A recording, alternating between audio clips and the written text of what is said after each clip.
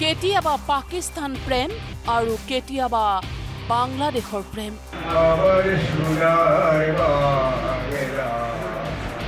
পাকিস্তান আৰু বাংলাদেশৰ প্ৰেমত মশগুল গৌৰৱ গগৈ লগতে কংগ্ৰেছ দল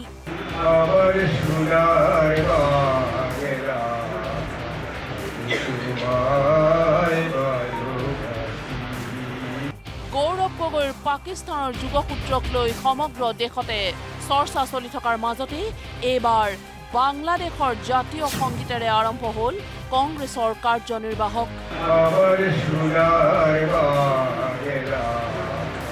কংগ্ৰেছে প্ৰদৰ্শন কৰিলে বাংলাদেশৰ প্ৰতি থকা তেওঁলোকৰ প্ৰেম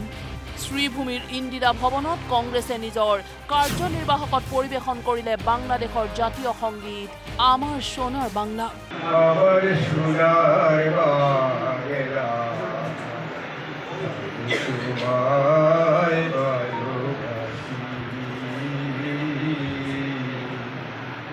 কিন্তু কি কাৰণত এনেদৰে বাংলাদেশ প্ৰেমত মশগুল হ'ল কংগ্ৰেছ কংগ্ৰেছৰ বাংলাদেশ প্ৰেমক সমৰ্থন কৰিবলৈ উঠি পৰি লাগিছে গৌৰৱ গগৈ যি গৌৰৱ গগৈৰ পাকিস্তানৰ সৈতে দীৰ্ঘদিনৰে পৰা আছে যুগসূত্ৰ সেই গৌৰৱ গগৈয়ে এতিয়া সমৰ্থন কৰিছে নিজৰ দলৰ এই বাংলাদেশী প্ৰেমক আৰু সেয়েহে কংগ্ৰেছৰ সভাত বাংলাদেশৰ ৰাষ্ট্ৰীয় গীত পৰিৱেশনক লৈ গৌৰৱ গগৈয়ে দিছে উদ্ভট যুক্তি কবিগুৰু ৰবীন্দ্ৰনাথৰ প্ৰতি শ্ৰদ্ধা জনাইহে হেনো কংগ্ৰেছে পৰিৱেশন কৰিছিল সোনাৰ বাংলা কবিতা ৰবীন্দ্ৰনাথ ঠাকুৰৰ কবিতা যি কবিতা বাঙালী মানুহৰ আবেগ বাঙালী মানুহক সেই সময়ত ব্ৰিটিছৰ বিৰুদ্ধে আন্দোলন কৰিবলৈ সাহস দিলে সেই কবিতাটো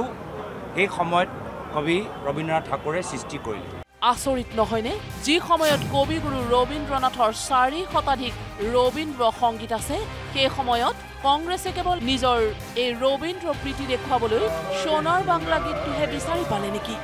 এই প্ৰশ্ন তুলিছে শ্ৰীভূমিৰ সৰ্বসাধাৰণ লোকে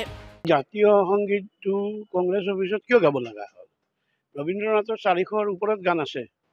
ৰবীন্দ্ৰ সংগীত গাবলৈ অসমৰ কংগ্ৰেছৰ সভাপতি ৰাজ্যিক সভাপতি কৈছে যে নাই এইটো এটা ৰবীন্দ্ৰ সংগীত গাব কোৱা হৈছে ৰবীন্দ্ৰ সংগীতটো গাই দিলে ৰবীন্দ্ৰ সংগীত গোৱা নাই নহয় এইটো বাংলাদেশৰ জাতীয় সংগীত আছে এটা আদাৰ কাণ্ট্ৰিৰ জাতীয় সংগীত ভাৰতবৰ্ষৰ কংগ্ৰেছৰ অফিচতে বাজে বেলেগ ঠাইত কোনো ঠাইত নাবাজে ৰবীন্দ্ৰ সংগীত বাজিব লগা হ'লে ৰবীন্দ্ৰনাথৰ বাকী 400 গান ভাৰতবৰ্ষৰ ৰাইজে গাই থাকে অকল কংগ্ৰেছে গাই থাকে আরেক দেশের যেটো ন্যাশনাল এন্থেম আছে ন্যাশনাল এন্থেমটো কংগ্রেস অফিসে বাজি থাকে হ্যাঁ রবীন্দ্রনাথের প্রতি বরাক উপত্যকার বাঙালিদের আবেগ আছে এটা সত্যি কথা কিন্তু রবীন্দ্রনাথের কবিতা যতদিন পর্যন্ত কবিতা ছিল ততদিন পর্যন্ত সেই আবেগে বাঙালিরা বরাক উপত্যকার বাঙালিরা কবিতা চর্চা করেছে আবৃত্তি করেছে কিন্তু যখনই ওটাকে ওই কবিতাটাকে বাংলাদেশ সরকার জাতীয় সঙ্গীত হিসেবে অ্যাডপ্ট করেছে তখন থেকেই কিন্তু বরাক উপত্যকা বা যে কোনো অঞ্চলের বাঙালিরা এই কবিতাটাকে আর রবীন্দ্রনাথের আবেগের সঙ্গে জড়িয়ে রাখার চিন্তা ভাবনা করে না তাই গৌরব গগৈ মহাশয় যে মন্তব্য করেছেন আমি এটাকে তীব্র ভাষায় নিন্দা জানাচ্ছি কবিগুৰু ৰবীন্দ্ৰনাথ টেগৰক যদি কংগ্ৰেছে ইমানেই শ্ৰদ্ধা কৰে তেনেহলে কি কাৰণত ৰবীন্দ্ৰনাথ ঠাকুৰে দি যোৱা শ্ৰীভূমি নামৰ বিৰোধিতা কৰিছিল কংগ্ৰেছে এই প্ৰশ্ন উত্থাপন কৰিছে শ্ৰীভূমিৰ সৰ্বসাধাৰণ লোকে এটো এটা বেলেগ কান্ট্ৰিৰ হ'ব পাৰে আমাৰ তেওঁলোকে কৈছে ক্লেৰিফিকেশন দিছে শুনিছো যে ৰবীন্দ্ৰনাথৰ লিখা গান হ'ব পাৰে এটো ৰবীন্দ্ৰনাথ ঠাকুৰৰ লিখা গান তেওঁলোকে যদি ৰবীন্দ্ৰনাথক গানক ইমান শ্ৰদ্ধা কৰে ভাল পায় তেনেহলে মই এটা প্ৰশ্ন সুধিব বিচাৰিছো যোৱা কেদিনমান আগতে এটা বন মাতিছিল কংগ্ৰেছৰ নেতৃত্বত আছিল বনটো আৰু বহুত দলে কিবা কিবি মাতিছিল কৰিমগঞ্জ চহৰটোক শ্ৰীভূমি নাম লৈ শ্ৰীভূমি নামটো ৰবীন্দ্ৰনাথৰ দিয়া আছিল তেতিয়া তেওঁলোকে আপত্তি কৰিলে ৰবীন্দ্ৰনাথৰ দিয়া নামটোক আৰু আজি বাংলাদেশৰ জাতীয় সংগীত লৈ সিহঁতে অফিচৰ তেওঁলোকৰ দলীয় কাৰ্যক্ৰমটো ষ্টাৰ্ট কৰিছে সৰ্বসাধাৰণ বাংলাভাষী ৰাইজৰ এটাই প্ৰশ্ন কবিগুৰু ৰবীন্দ্ৰনাথৰ প্ৰতি শ্ৰদ্ধা দেখুৱাবলৈ গৈ কংগ্ৰেছে কিয় পাহৰিলে নিজৰ জাতীয়তাবোধ কিংবা নিজৰ দেশপ্ৰেম ৰবীন্দ্ৰনাথ ঠাকুৰৰ আছে 400ৰো অধিক গীত। তেনেস্থলত কংগ্ৰেছে কিয় বাছি ল'লে বাংলাদেশৰ জাতীয় সংগীত সোণাৰ বাংলা? মোৰ দুখ লাগিছে যে কংগ্ৰেছে আজি বাংলাদেশী সংস্কৃতি আমদানি কৰিছে। কিছু মূল্যতন্ত্ৰ কংগ্ৰেছত মাজত প্ৰথম চাৰিত দেখা যায়, কিছু মূল্যবিলাকক শ্ৰীমী কংগ্ৰেছত আজি তেওঁবিলাকে বলিছে যে এইটো ৰবীন্দ্ৰনাথ ঠাকুৰৰ গান। ৰবীন্দ্ৰনাথ ঠাকুৰৰ আৰু বহুত গান আছে, কিন্তু বাংলাদেশৰ জাতীয় সংগীত কিয় গাব লাগে? কিছু মূল্যবিলাক আহি কংগ্ৰেছটো শেষ কৰি দিছে যে বাংলাদেশৰ এটা গান আমাৰ তাতে নচলিব। ৰবীন্দ্ৰনাথ ঠাকুৰৰ আৰু বহুত গান আছিল, ভাল ভাল গান আছে, সেইবিলাক গাব পাৰিছিল। সোণাৰ বাংলা বুলি বাংলাদেশত ওপৰত উঠাব পাৰে, কিন্তু ভাৰত মাতাৰ গানটো গাব নোৱাৰে। তেওঁ একচুৱেলি কাৰ মানে ৰিপ্ৰেজেণ্টেশ্যন কৰি আছে এইটো তেওঁ ভালকৈ কিবা এতিয়া নেজানে। তেওঁৰ কেতিয়া আমি ফেচবুকত দেখা পাওঁ,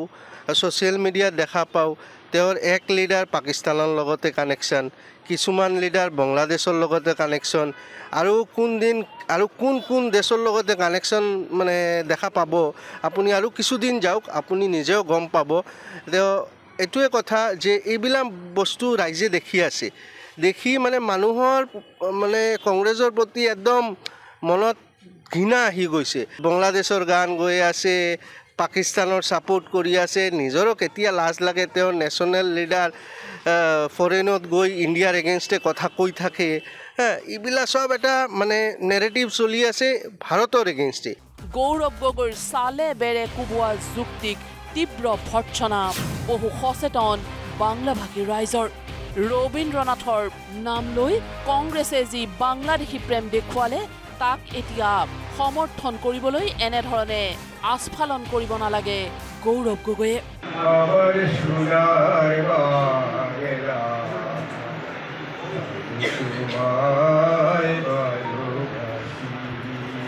ব্যুৰো ৰিপৰ্ট, নিউজ লাইভ।